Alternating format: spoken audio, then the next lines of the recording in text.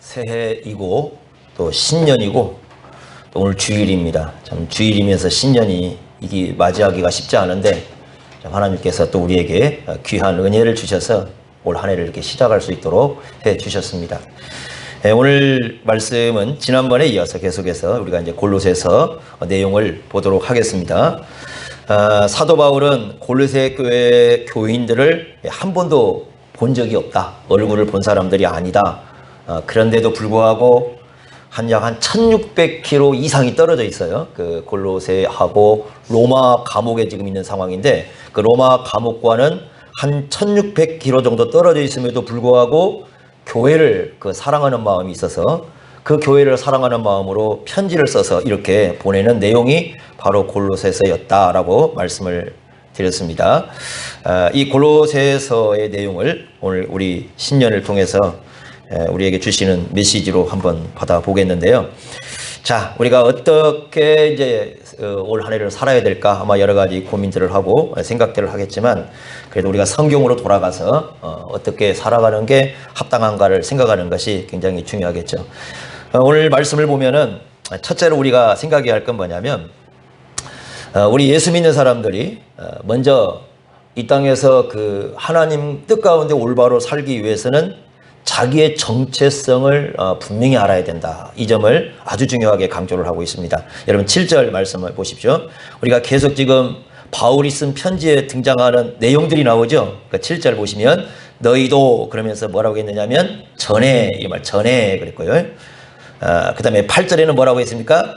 이제는 이렇게 말씀하고 있죠. 이게 예수 믿는 사람들에게 아주 중요한 표현이라고 그랬어요.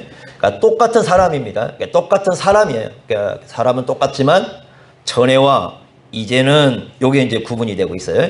그러니까 예수 믿지 않는 사람들에게는 전에는 있는데 이제는 없어요. 이게 다릅니다. 그러니까 이 이제는 누구에게 쓰는 표현이에요? 그래서 이렇게 쓴다.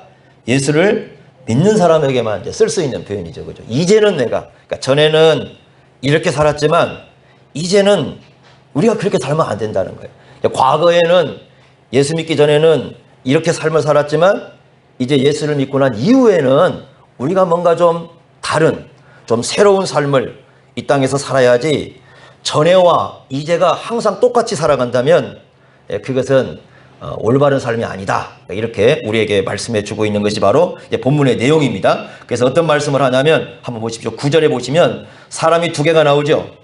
자, 9절에는 어떤 사람이 나옵니까? 옛사람이 나오고요. 10절에는 어떤 사람이 나와요? 새 사람이 나와요. 이게 둘이가 다른 게 아니에요. 똑같은 사람이에요. 그러니까 똑같은 사람인데 하나는 옛사람이라고. 옛사람은 그러면 어느 쪽 사람이냐면 전의 사람이고. 그리고 이제는 어떤 사람이 된 겁니까? 새 사람이다. 이게 이제 시제로 따지면 부정과거 시제라는 것이기 때문에 이미 결정된 사건이에요. 그러니까 이게 왔다 갔다 하는 게 아니라 예수를 믿으면 모두가 다 어떤 사람이에요? 새 사람이에요. 내가 좀 부족한데요. 뭐 부족할 수 있어요. 나는 아직 믿음이 안 자랐는데 안 자랄 수 있어요. 그럼에도 불구하고 예수를 믿으면 모두가 어떤 사람이에요? 새 사람이다. 여러분, 그래서 우리가 이 새 사람이 된다는 게 참 중요하죠. 자, 여러분 성경을 보면 의외로요.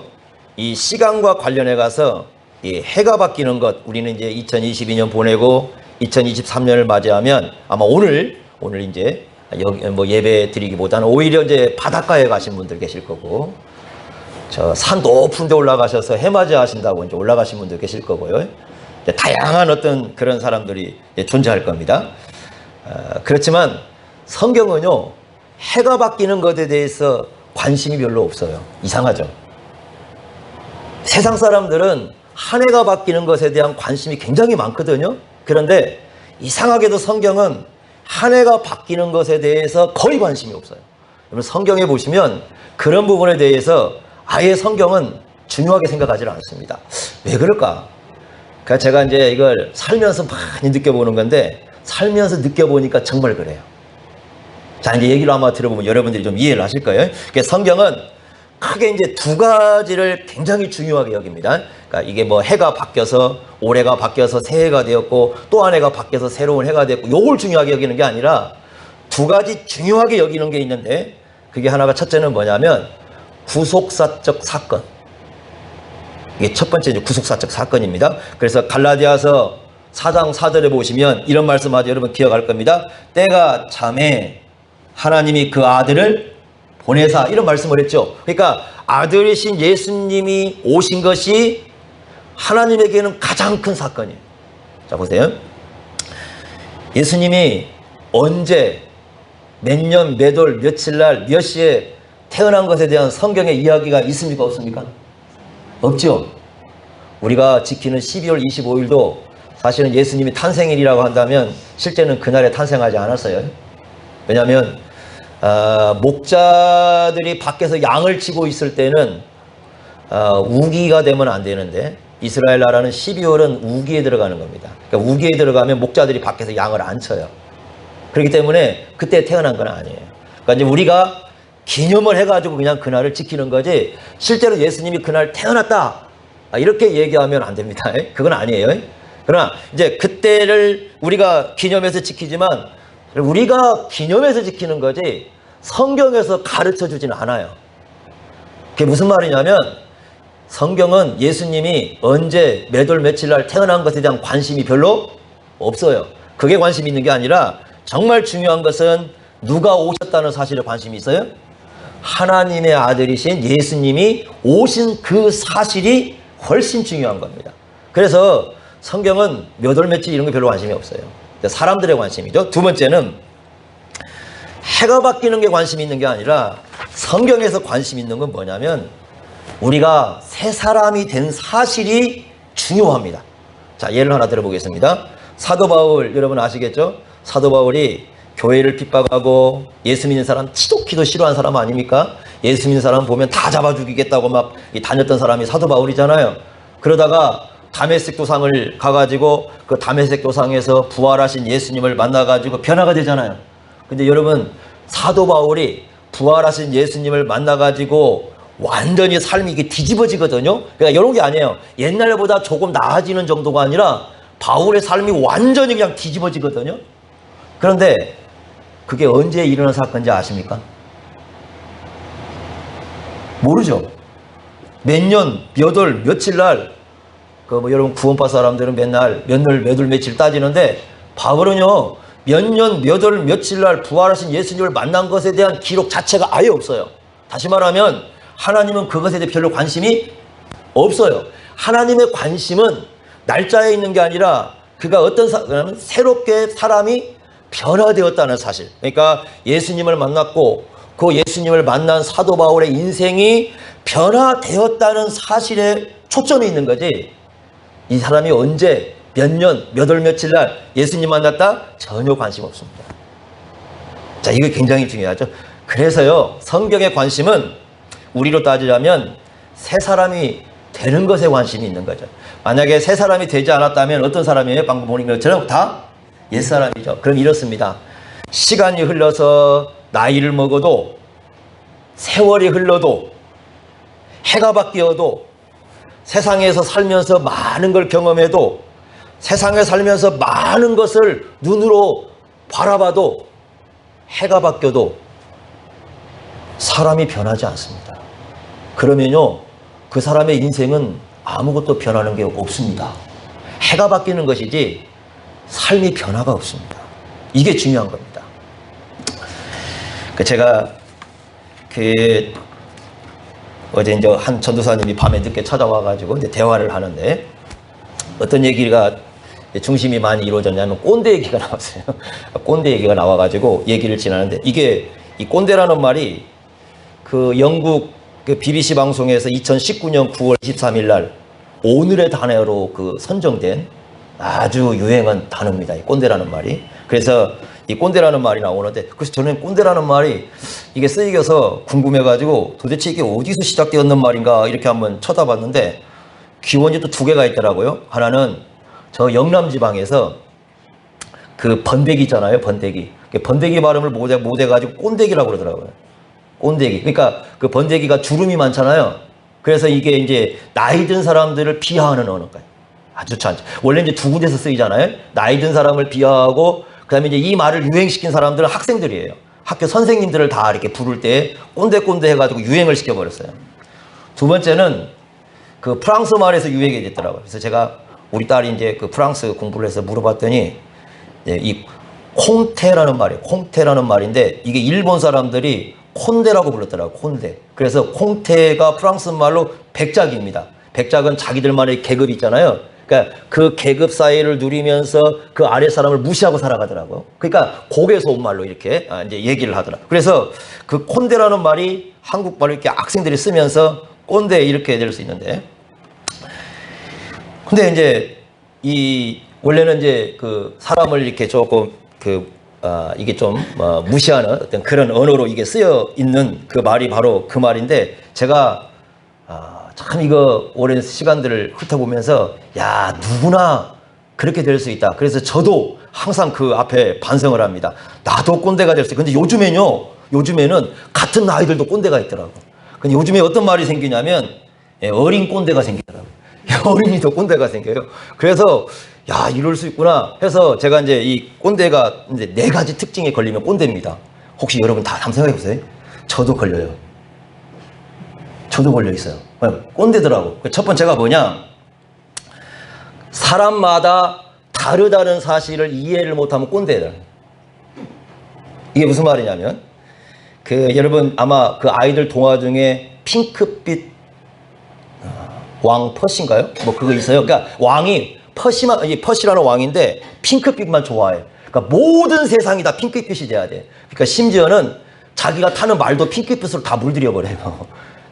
오직 핑크빛만 있어야 돼, 세상이. 그러니까 이제 하도 신화가 폭포가니까 차라리 안경을 핑크빛으로 바꾸세요. 세상은 놔두고. 그래서 이제 안경만 이렇게 바꾸는 그 장면이 나오는데, 여러분, 내가 빨간색을 좋아하니까 노란색을 좋아하는 사람 이해를 못 하는 거죠. 그런데 여러분 생각해 보세요. 빨간색이 어떻게 이 땅에 있는 모든 하나님의 색을 다 담을 수가 있나요? 얼마나 풍성한데. 하나님의 세계가 얼마나 풍성한데 그 한 색깔에 하나님 색깔을 다 담을 수 있어요. 그죠? 그런데 오로지 나는 이 색을 좋아하니까 요렇게만 살아야 되고 요것밖에 안 돼. 다른 사람이 다른 색을 좋아하는 걸 이해를 못 해. 그러다 보니까 대화가 어떻게 되느냐? 소위 말하는 닫힌 대화, 우리 그 심리학에서 얘기하는 닫힌 대화를 합니다. 자기 생각에 갇혀 있어가지고 유연성이 없어요. 혹시 그런 분 계시면 나 꼰대구나. 아이들도 마찬가지고요. 두 번째는 이 꼰대 특징이 뭐냐면 자의식이 강합니다. 그 특징을 보니까 자의식이 강하냐 뭐냐면 항상 자기가 대단하다고 생각을 해요. 그래서 과거의 영광에 주로 취해 있습니다. 난 정말 대단한 그 존재야. 난 과거에 이만큼 영광스러웠어. 이런 그 생각이 취했는데 다른 사람은 그렇게 생각 안 해요. 본인만 그렇게 생각하는 거예요. 다른 사람들은 다 뭐라고 생각하는데 그 사람을 꼰대라고 생각하는데 본인만 대단하다고 생각하는 이 착각에 빠져 있는 경우가 있답니다. 이게 두 번째 이제 특징이더라고요. 세 번째는 뭐냐면 늘 사고방식이 고여 있다는 거죠. 그 이스라엘 나라에 가면 사해바다가 있잖아요. 그 사해가 있는데 그 사해는 해발 400m, 그러니까 지하로 마이너스 400이니까 물이 빠질 데가 없답니다. 그래서 이 사해가 고이다 보니까 이 죽은 물이 돼버린 거죠. 그래서 사해잖아요. 죽은 물이 돼버리는 겁니다. 사람이 사고방식이 정체돼 버리면 죽어버립니다. 그래서 항상 고여 있어가지고 예전이나 지금이나 언제나 만나보면 이 생각이 좀 더 발전이 되고 생각이 좀 더 나아져야 되는데 항상 그 어떤 옛 생각에 빠져가지고 거기서 헤어나오지 못하면 그게 뭐가 되는 거예요? 꼰대라는, 이게 세 번째 특징입니다. 네 번째 특징은 뭐냐? 통제 심리가 강해요. 통제 심리. 통제 심리가 뭐냐면 항상 자기 말만 들어야 돼. 그러니까 이게 가만히 생각해, 남편들이 다 꼰대 같은 일을 많이 하더라고. 내 말만 들어야 돼. 그러니까 내가 상대방을 통제를 해야 돼. 그래서 근데 자기 말을 안 들으면 어떻게 돼? 그 다음부터 화를 내는 거죠. 그래? 그래서 막 그 속에서 막 내 말이 안 들렸을 때 막 화를 내고, 그러면 이 통제 심리가 작동이 되면 꼰대라는 겁니다. 그래서 제가 이걸 4가지를 놓고 이제 그 쭉 전사님하고 얘기하면서 둘이서 얘기했습니다. 너 혹시 너나 나나 다 꼰대 아니냐? 야, 집에서 우리 이렇게 하는 거 아니냐? 우리 이렇게 지금 살고 있는 거 아니야? 그랬더니 얘가 하는 얘기가 뭐냐면 저보고 하는 얘기입니다. 목사님이 나이를 더 먹었으니까 목사님이 더 꼰대 같아요. 아, 이게 참, 그래서 그럴 수 있겠구나. 근데 여러분들 보세요. 이게 네 가지 특징인데, 물론 우리가 이제 진리는 참 잘 지켜야 되겠지만 진리가 아닌 한은 우리가 언제든지 유연성이 있어야 되잖아요. 그런데 뭐냐면 시간이 바뀌고 세월이 바뀌고 우리가 이렇게 한 해가 바뀌어도 이런 네 가지 특징을 그대로 안고 계속 나는 이대로 살겠다고 한다면 우리가 다 아무리 해가 바뀌어도 세상에 바뀌는 건 있어요, 없어요? 없어요. 근데 이제 더 재밌는 게 뭐냐면 이 꼰대들의 특징이 가장 중요한 게 뭐냐면 사람이 바뀌는 걸 가장 싫어한대요. 그러니까 이런 거죠. 두 가지는 바뀌기를 원한답니다. 상대방이 바뀌기를 원하고 세상이 바뀌기를 원한대요. 그럼 누구는 안 바뀌려고 그래? 나는 안 바뀌는 거예요. 그렇죠? 다 바뀌는데 나는 바뀌면 안 돼. 그러니까 나를 바꾸라고 그러면 어떻게 되는 거예요? 이제 또 아까 얘기한 것처럼 이제 늙고 하다 보니까 이제 화를 내는 거죠. 그게 꼰대라는 겁니다. 그래서 여러분 우리가요 이런 기질들이 안 바뀌는 한은 이것이 늘 우리 속에 있는 한은 저 산에 올라가서 태양을 바라보고 바다에 가서 그 떠오르는 걸 쳐다보고 우리가 그거 어떻게 한다고 해서 세상이 바뀌는 게 없어요. 똑같습니다. 다시 아침이 되면 태양이 떠오르는 거고 저녁이 되면 어둠이 오는 거고 하루하루 그렇게 사는 거예요. 그러니까 정말 우리가 바뀌어야 할 것은 우리 자신들이 새 사람이 되지 않으면 안 된다는 거. 그걸 굉장히 중요하죠. 그러면 새 사람이라는 게 뭐냐라는 게 우리 중요한 과제죠. 우리 정체성은 새 사람인데 그래서 사도 바울이 그걸 가르쳐 줍니다. 자, 몇 가지 우리에게 얘기해. 첫째는 새 사람이 된 증거는 뭐냐면 한번 보겠습니다. 그 8절 보십시오. 8절 이렇게 말했습니다. 이제는 너희가 이 모든 것을 뭐하라? 벗어버리라 이렇게 말을 해요. 벗는다는 말은 옷을 벗는다는 말이에요. 옷을 벗는다. 그리고 9절 보십시오. 너희가 서로 거짓말하지 말라. 옛사람과 그 행위를 어떻게 하라? 벗어버리라. 여러분 어떻습니까? 옷을 입으려면 낡은 옷은 벗어야죠. 낡은 옷을 입고서 그 위에 옷을 입는 사람은 없어요. 그죠? 새 사람의 옷을 입으려면 낡은 옷은 어떻게 해야 됩니까? 벗어야 돼요. 그러듯이 여기서 우리에게 낡은 걸 벗으라고 얘기하는데 그 낡은 것이 뭐냐? 그랬을 때 8절과 9절을 얘기합니다. 보십시오. 8절에 이렇게 얘기했습니다. 이제는 너희가 이 모든 것을 벗어버리라. 곧 분함과 노여움과 악의와 비방과 너희 입의 부끄러운 말과 9절에 너희가 뭘 버려라? 거짓말. 요걸 버리라는 건데. 근데 이게 여러분들 이게 우리 성경에는 떨어져 있지만 실제로 이게 연관성이 있습니다. 어떻게 연관이 되는가 잘 보시면 이게 점차적입니다. 이렇게 점차적이에요. 자, 어떻게 한번 보십시오.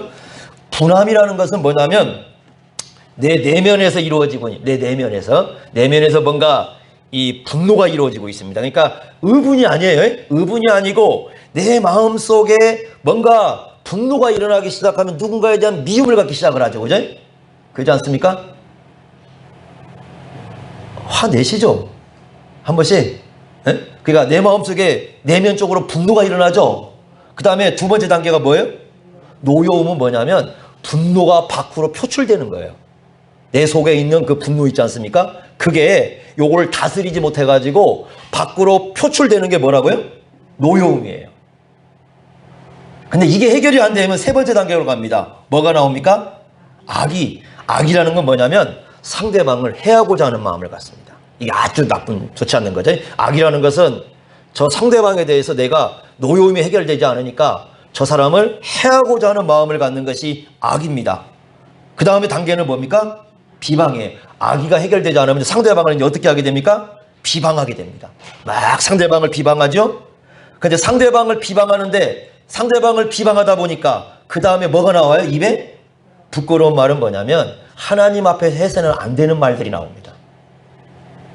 그리고 마지막이 부끄러운 말들이 계속 나오다 보면 마지막 9절에 보니까 마지막 최종적으로 나오는 게 뭐예요? 거짓말이 나와요. 이게 연관성. 그러니까 이게 어떻게 되는 거냐면 분함이 진행이 되면 뭐가 되고요? 노여움이 되고 노여움이 진행이 되면 악의가 나오고 악의가 진행이 되면 비방이 나오고 비방이 진행이 되면 부끄러운 말이고 이게 나오면 뭐가 나와요? 거짓말이 나오는데 이 바울이 썼을 때 1세기 사람들이 되게 다 이렇게 살아가고 있는 겁니다. 이 골로새서를 썼을 때 사람들이 되게 다 이렇게 살아가고 있는 거죠. 그러니까 이건 해가 바뀐다고 바뀌지 않아요. 예를 들면 한 해가 바뀌니까 이게 바뀔 것 같습니까? 천만의 말씀이에요. 작년에 노여움을 품고 있는 사람이 해결 못하면 올해 똑같이 뭘 갖고 있어요? 끝까지 노여움을 갖고 있는 거죠. 바뀌지가 않는 거죠. 그래서 이 바울은 이 사람이 새롭게 되지 않는 한은 옛것은 바뀌는 게 있다 없다? 없다. 이게 바울의 생각이고 성경이 가르쳐주는 아주 중요한 진리입니다. 자, 이게 첫 번째입니다. 두 번째는 그러면 어떻게 하냐? 적극적이어야 돼요. 이제 세 사람은 적극적인 성향을 가져야 된다고 말씀하는데, 자, 10절 한번 보겠습니다. 10절. 적극적인 성향이 뭔가를 보겠습니다. 자, 10절 말씀 같이 한번 읽어보겠습니다. 10절 시작. 새 사람을 입었으니 이는 자기를 창조하신 이의 형상을 따라 지식에까지 새롭게 하심을 입은 자니라. 여기 보니까 자기를 창조하시는 이는 하나님이시죠. 그러니까 하나님의 형상을 갖는 것이 새로운 사람의 뭐예요? 모습이죠. 자, 그런데 여러분 형상이라는 말을 여기만 쓰면 안 됩니다. 자, 골로새서 1장 다시 한번 가보. 어디를 가보시냐면 1장 15절 보세요. 적극적으로 우리가 새 사람이 뭔가에 대한 얘기가 나오는데 이렇게 나왔습니다. 1장 15절. 여기 그는 누구예요? 예수님이시죠. 예수님은 누구라고 그랬습니까? 보이지 아니하는 하나님의 누구다? 형상이다. 자, 그럼 다시 그 말씀 그대로 갖고 오세요. 그럼 3장 10절에 창조하신 이의 형상이라고 했으니까 이분은 지금 누구 얘기하는 겁니까? 예수님을 지금 함의하고 있는 걸 우리가 볼 수 있죠. 그러니까 새 사람은 결국 누구를 닮아가는 겁니까? 예수님을 닮아가는 사람. 우리의 새 사람의 진정한 모습은 누굴 닮아가야 된다? 예수님을 닮아가야 된다. 그래서 뭐라고 말씀하냐면 11절에 이렇게 말씀합니다. 11절. 자, 11절 뒷부분 보세요. 이렇게 말씀했죠. 오직 그리스도는 누구시라고요? 만유. 이 만유라는 말은 모든 것이다 그 말이죠. 그러니까 이런 겁니다. 신앙이라는 것은 예수님이 나의 모든 것이 되어버리는 사람이죠. 그래요 안 그래요? 그러죠? 신앙은 주님 그냥 주님을 한 50%만 갖고 50%는 제 거예요. 이게 아니고 주님 그러면 주님께서 원하시니까 주님 80%만 드리고 20%는 제 뜻대로, 이게 아니라 100% 다 우리 인생이 누구 거라는 거예요? 예수님의 것이고 예수님은 나의 것이고 그런 고백을 하는 거거든요. 그렇다면 우리의 새 사람은 누굴 닮아가야 돼? 그 우리의 모든 것인 예수님을 닮아가야 돼. 그죠? 그러면 예수님을 닮아가는 게 뭡니까? 라고 우리가 질문하게 아니겠습니까? 그래서 그 다음에 또 가르쳐 줍니다. 예수님을 닮아갔을 때 가장 먼저 핵심적인 게 뭐냐 하는 것인데요. 10절 말씀 보십시오. 목까지 새롭게 하심을 입어야 된다? 지식. 여기에 새롭게 하신다는 말은요, 현재 시제입니다. 그러니까 계속 우리가 새로워져야 돼. 계속 새로워져야 되는데 뭐에서 새로워져야 된다? 지식입니다. 근데 이 지식을 여러분 잘 보시면 11절에 뭐라고 말씀하시냐면 지식 가운데 어디에서부터 새롭게 하심을 입어야 되냐면 사람을 보는 방법이 달라져야 돼요. 그러죠? 사람을 보는 방식이 달라져야 된다고 합니다. 11절 보십시오. 아까 11절 말씀 읽었는데 같이 한번 또 읽어보겠습니다. 11절 말씀 시작. 거기에는 헬라인이나 유대인이나 할레파나 무할레파나 야만인이나 스구디아인이나 종이나 자유인이 뭐가 없다? 자, 사람을 대할 때 이게 뭘 하지 않아요? 차별하지 않습니다. 이게 교회가요, 정말 예수님의 마음을 갖고 예수님을 따르는 우리의 모습이 되려면 제일 먼저 이루어져야 할 게 뭐냐면 우리가 사람을 대하는 방식이 달라져야 되는데 사람을 뭐 하지 않아야 돼요? 차별하지 않아야 돼요. 그래서 1세기 당시에 이 사람 구분법을 가르쳐 줍니다. 민족적인 구분, 헬라인, 유대인은 민족적 구분이에요. 그 다음에 할레파, 무할레파는 종교적인 구분이고요. 그 다음에 이방인, 스구디아인은 문화적인 구분이고요. 종인과 자유인은 이 사회적 이 신분의 구분입니다. 근데 이것이 우리 속에서 사라져버려야 돼요. 그래서 이제는 사람을 보는 방법이 달라져야 되는데 차별이 없어야 됩니다. 자, 근데 이게 이제 참 중요한 건데요. 어떻게 여러분들이 이제 우리가 이거 사람을 보는 방법이 좀 달라져야 되냐면, 지금 여러분 여기 누가 나오냐면 노예가 나오죠. 종입니다. 예수님 앞에 노예가 나왔습니다. 노예가 딱 나왔을 때 세상 사람들이 바라볼 때는 그가 누구예요? 노예죠. 예수님이 바라볼 때는 그가 누구예요? 노예가 아니죠. 자, 세상 사람들이 바라볼 때는 누구라고요? 노예입니다. 그러나 예수님 믿고 예수님 앞에 나왔을 때는 노예가 아니라 누구예요? 하나님의 자녀이고 하나님 가족의 형제지요. 그러면 이제 이렇게 해야 됩니다. 나나 너나 모두가 다 이 사람을 노예로 바라봐야 되는 게 아니라 누구로 바라봐야 돼요? 한 사람의 인격과 한 사람의 형제와 한 사람의 가족으로 바라봐야죠. 그러죠? 이게 굉장히 중요합니다. 그런데요, 여러분들, 두 가지 작동이 다 이루어져야 돼요. 어떻게 이루어져야 되냐면, 내가, 여기 한 사람이 있습니다. 내가, 이제 주위 사람들의 얘기입니다. 교회를 딱 이 사람이 딱 들어왔을 때, 이 한 사람을 바라볼 때, 그 교인들이 바라볼 때 모두가 다 예수님의 심정으로 바라봐야죠. 예수님의 심정으로 바라보면 세상에서는 비록 노예 취급하고, 노예는 옛날에 그 말할 수 있는 짐승이라고 그랬거든요. 짐승 취급했어요. 그러나 교회 오면은 짐승 취급을 하는 게 아니라 비록 노예지만 누구 취급하는 거예요? 사람. 왜? 사람이니까. 사람답게 대하고 형제로 대하고 하나님의 가족으로 대하고 이렇게 대하는 거 아니겠습니까? 모든 교인들이 그렇게 대해야죠. 근데 중요한 게 또 하나가 뭐냐면 자기가 자기를 바라볼 때도 노예로 바라보면 안 됩니다. 제가 얼마 전에 그 어떤 얘기를 하면서 우리 한국 교회나 한국 사회의 가장 심각한 문제 중에 하나가 뭐라고 그랬냐면 이런 거였습니다. 이 사회 속에 들어가보면 뭐라고 얘기하냐면 약자 얘기들을 합니다. 그래서 장애인들 있지 않습니까? 그 장애인들을 향해서 야, 그 사람들 약자니까 우리가 다 도와줘야 돼. 이런 얘기 많이 하죠. 근데 정작 중요한 건 뭐냐면 장애인들이 이제 얘기할 때 야, 장애인도 우리와 정상적인 사람들과 같이 삶을 살아야 돼. 이렇게 얘기를 하잖아요. 그러죠? 그런데 진짜 문제는 제가 보니까 장애인들 자신들에게 있어요. 왜 그러냐면 다른 사람들은 그 사람을 정상적으로 대하려고 하는데 본인 스스로가 자기를 어떻게 대하고 있어요? 장애인으로 대하고 항상 자기를 약자로 보면서 자기에게 조금만 이렇게 하면 보통 사람들이 하는 것조차도 못 받아들여요. 이게 문제가 있습니다. 여러분들이 교회에서도 마찬가지예요. 교회에서도요, 약자, 그게 없는 거예요. 모든 사람들은 다 하나님의 백성이죠. 그런데 세상의 관점으로 자기를 보면 안 됩니다. 세상의 관점으로 자기를 보면서 나는 이런 수준이니까 이렇게 내가 나를 바라봐야 돼. 교인들은 그렇게 바라보지 않는데 자기가 자기를 그렇게 취급을 해요. 그리고 나한테 왜 이렇게 하냐고 이렇게 얘기할 수 있습니다. 이것도 문제가 심각한 겁니다. 바라보는 사람들도 전부 다 이 새로운 관점으로 바라봐야 되지만 실제로 누구도 그렇게 바라봐야 돼요. 자기 자신도 그렇게 바라봐야 돼요. 그래야 교회가 건강한 공동체가 될 수 있어요. 그렇지 않으면 교회는 끊임없이 이런 문제 때문에 휘말리게 됩니다. 우리가 이 점 굉장히 중요하게 생각해야 됩니다. 그래서 교회가 이 지식이 새로워져야 되는데 지식 중에 가장 먼저 새로워져야 될 것이 사람을 바라보는 방법이에요. 모든 사람은 예수 안에 들어왔을 때는 세상의 것을 가지고 구분하면 안 됩니다. 세상에서 얼마나 똑똑한가, 세상에서 얼마나 잘났는가, 세상에서 얼마나 높은가, 그런 것들은 교회에 와가지고 이것들이 이런 내용들이 와서 뭔가를 행세를 하면 안 돼요. 이 교회 안에 오면 모두가 다 예수님의 십자가로 출발을 하는 겁니다.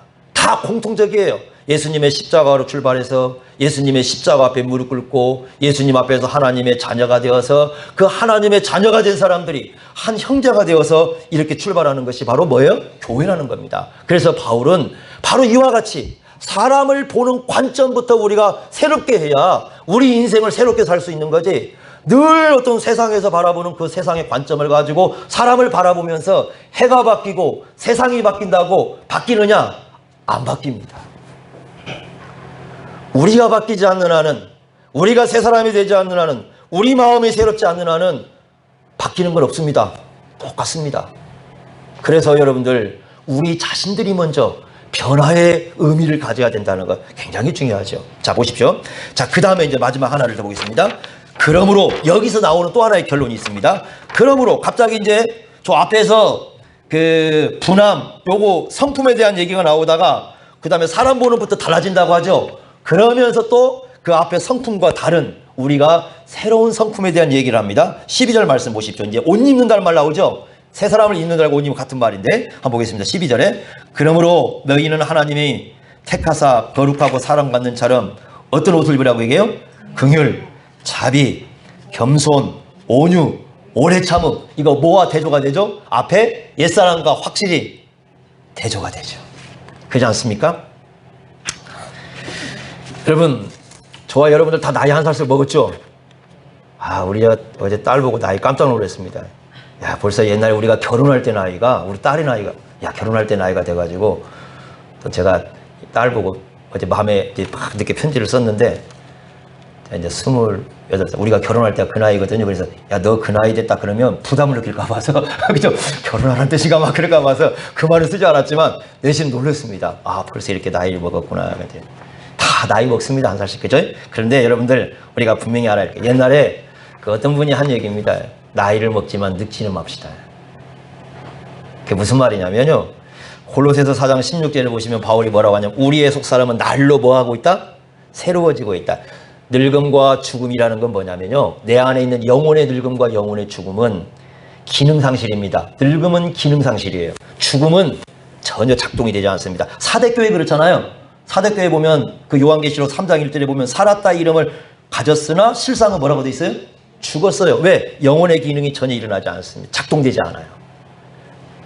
늙음이라는 것은 우리의 영혼의 기능이 더 이상 둔화돼서 움직이지 않아요. 변화를 가져오지 않습니다. 마찬가지로 죽음도 마찬가지고 그래서 옛날에 우리 신앙의 선배들은 이걸 뭐라고 썼냐면 침체라는 말을 썼어요. 우리 영혼의 침체성. 이 침체성이 우리 신앙에 가장 문제가 될 수 있다 이렇게 얘기하는데 여러분 우리가 끊임없이 새로워져야 됩니다. 새로워져야 되는데 어디에서 새로워져야 된다고 얘기합니까? 거기 보니까 12절에 긍휼과 자비와 겸손과 온유와 오래 참으며. 자 이럽니다. 그러면 시간이 가면 여러분 우리 더 긍휼이 많아졌습니까? 시간이 가면 우리는 자비라는 말은 실제적으로 도와주는 겁니다. 자비가 더 많아졌습니까? 우리는 시간이 가면서 더 겸손해졌습니까? 우리는 시간이 가면서 더 온유해졌습니까? 우리는 시간이 가면서 더 오래 참고 있습니까? 이게 우리 안에 가지는 예수님의 얼굴이에요. 여러분 예수님의 얼굴 우리 한 번도 본 적이 없죠? 이게 예수님의 얼굴입니다. 자 여러분 마음하고 가장 가까이 있는 게 뭐라고 그랬어요? 수요일날 오신 분들은 이제 설교할 텐데 마음하고 가장 가까이 있는 게 뭐예요? 얼굴입니다. 여러분 우리 마음을 볼 수가 없는데 이 마음하고 가장 가까이 있는 게 얼굴이기 때문에 이 얼굴은 마음을 드러내는 거울이에요. 그러죠? 그래서 마음이 기쁘면 얼굴이 어떻게 되고요? 금방 환해지고 마음이 슬픔이 있으면 금방 얼굴에서 뭐가 와요? 눈물이 뚝뚝 떨어지고 마음이 굳어 있으면 금방 어디도 굳어버려요? 얼굴도 굳고 이 마음이라는 것은 이 얼굴을 통해서 드러나는 겁니다. 그래서 여러분 새해 시작하면서 얼굴을 잘 가꿉시다. 그 얘기는 뭘 잘 갖고 와야 돼요? 영혼을 잘 갖고 와야 돼요. 영혼을 잘 가까야 되는데 어떻게 하는 게 영혼을 가꾸는 거냐? 예수님의 얼굴을 갖는 거예요. 더 긍휼이 많아지고 더 자비로워지고 더 겸손해지고 더 온유해지고 더 오래 참고 그러면 우리가 뭐 나이 먹으면 저도 백발이 흰머리 많죠. 여러분도 많이 생기고 우리 점점 그렇게 생겨가지만 그러나 우리 얼굴은 점점 예수님을 닮아가는 그런 사람들 되지 않겠습니까? 우리가 수요일날 보는 보아스 저는요 성경에서 멋있는 사람 많지만 이 보아스처럼 멋있는 사람 별로 본 적이 없어요. 보시잖아요. 그 이삭 죽게 하는 그 룻이라는 여인이 이삭 죽기를 합니다. 이삭 죽기는 오늘날 어느 정도 수준이냐? 여러분 길거리 나가시면 폐지 줍는 분들보다 그분보다 오히려 못하는 삶인 거예요. 이삭 주워가지고 조금씩 가져가서 그거 하루 먹기도 힘든 걸 가지고 살아가는 사람들이잖아요. 그죠? 룻이 그 이삭 죽기를 하겠다고. 그래서 여러분 저 그림을 그리는 사람이 밀레에 이삭 줍는 여인 한번 그림 한번 보세요. 그 보면은 땅에 별로 볼 게 없는데 그냥 그 이삭 하나를 죽겠다고 그 삶을 살아가는 사람이죠. 그죠? 룻이 그러고 와서 딱 왔는데 보아스라는 나이 많은 사람입니다. 이 나이 많은 사람이 그 룻을 향해서 뭐라고 합니까? 야, 저 여인 다른 밭으로 가게 하지 말라 하면서 그 다음 말이 너무 멋있는 거예요. 너 그 하루 종일 거기서 이삭 죽게 하다가 목마를 거 아니냐? 목마를 거 아니냐? 그러니까 어떻게 알아? 여기 그 소년들이 일꾼들이 떠온 물이 있잖아요. 우물에서 그거 어떻게 알아? 마셔라 이렇게 얘기하잖아요. 여러분들 생각해 보세요. 누가 그 당시에 고대 속에서 그 나이 먹은 사람이 그 젊은 여인, 그 룻이라는 여인은 나이가 21에서 24살 정도밖에 안 되거든요. 보아스는 상당히 나이가 많아요. 그래서 이 머리에 백발이 많은 사람입니다. 그런데 이 사람이 그 일을 한다고 물을 챙기고 있는, 냉수를 챙기고 있고 먹을 물을 챙기고 있는 그 모습을 볼 때 이 사람의 얼굴은 보지 않았지만 얼마나 그 인자함이 참 대단하게 있을까. 그 내용을 보면 그래서 이 사람을 보면 비록 이 나이를 먹었지만 얼마나 하나님의 말씀을 가까이 하고 얼마나 그 하나님의 말씀을 실천하고 하려고 하는지 그 룻을 보면 우리가 알 수 있잖아요. 그래서 그 여인의 그 한 여인의 목마름까지 살펴주는, 보통 사람들은요, 누가 물 떠다 주지 않을까 그렇게 생각하는 거죠. 그게 아니라 선수 이 물을 주면서 목마름을 살필 줄 아는 그런 배려의 마음, 얼마나 멋있습니까? 그게 하나님의 얼굴이고요, 그게 예수님의 얼굴이에요. 그러면 이런 거 하면 어떤 사람들이 있냐면, 야, 이거 내가 저 멀리 나가서 내가 선교하면서 하겠어요. 그런 소리 하지 마십시오. 자, 한 구절만 보고 마치겠습니다. 디모데전서 5장 8절 한번 보십시오. 5장 8절. 자, 한번 디모데전서 5장 8절 같이 한번 읽어보겠습니다. 이렇게 말씀합니다. 자, 디모데전서 5장 8절입니다. 같이 읽겠습니다. 시작. 누구든지 자기 친족, 특히 자기 가족을 돌보지 아니하면 배반한 자요 불신자보다 더 악한 자니라. 여러분, 이게 여기서 나오는 가족은 아마 교회일 거예요. 그러니까 두 가지 함의가 있습니다. 어떤 분들은 그냥 집의 가족으로도 봐요. 두 가지 함의. 첫째는 가장 가까이 있는 사람부터, 자기 옆에 있는 사람부터 친절을 베풀고 긍휼을 베풀고 자비를 베풀고 온유를 베풀고 사랑을 이렇게 살으라는 거고요. 두 번째는 교회 안에서부터 시작하라. 자기 교회 안에서부터, 자기가 이루는 공동체부터 이런 삶을 살라는 거예요. 그럴 때에 주님께서 기뻐하시는 그런 모습을 이루는 것이지, 그렇지 않으면 뭐라고 얘기합니까? 이거 참 이게 심각한 말씀이죠. 만약에 그렇게 하지 아니하면 믿음을 어떻게 한 사람이요? 본인은 믿음이 좋다고 하지만 하나님 보실 때는 믿음을 뭐 하는 사람이요? 배반하는 사람이에요. 불신자보다 더 어떻게 한 사람이요? 악한 사람이요. 여러분, 우리가 이거 더 깊이 생각하셔야 됩니다. 그래서 항상 우리가 가까이 있는 사람들, 가족들, 또 교회 안에 먼저 함께 있는 사람들, 이런 사람들 앞에서 예수님의 얼굴을 드러내고 하나님의 얼굴을 드러내고, 그래서 긍휼을 베풀고, 이것이 이제 우리가 사회 속에 나가면서 내가 만나는 사람들에게 이런 예수님의 얼굴을 드러낼 때 그런 사람들을 참된 믿음을 가진 사람이다, 이렇게 말씀해 주신 겁니다. 여러분, 우리는 이미 예수 믿으면 다 어떤 사람이에요? 새 사람이에요. 중요한 건 새 사람으로 우리가 그렇게 살고 있느냐가 중요한 거죠. 오늘 여러분들 2023년 시작하면서 세상은 바뀌었지만, 해는 바뀌었지만 우리가 바뀌지 않으면 아무것도 바뀐 게 없다, 명심하시고 오늘 주님 앞에서 여러분들이 자신을 바라보면서 내가 새 사람으로서의 삶을 시작하겠다, 이런 생각을 가지시고 여러분, 한 해를 동안을 우리가 늘 새로워가면서 삶을 살아갈 수 있기를 바랍니다. 그래야 저와 여러분들이 1년 후에 다시 이 자리에 만났을 때는 적어도 오늘보다는 더 누구의 얼굴을 많이 가지고 있어야 돼요? 예수님의 얼굴을 더 많이 가지고 이 날을 맞이할 수 있는 그런 시간들이 될 수 있기를 바랍니다. 기도하겠습니다.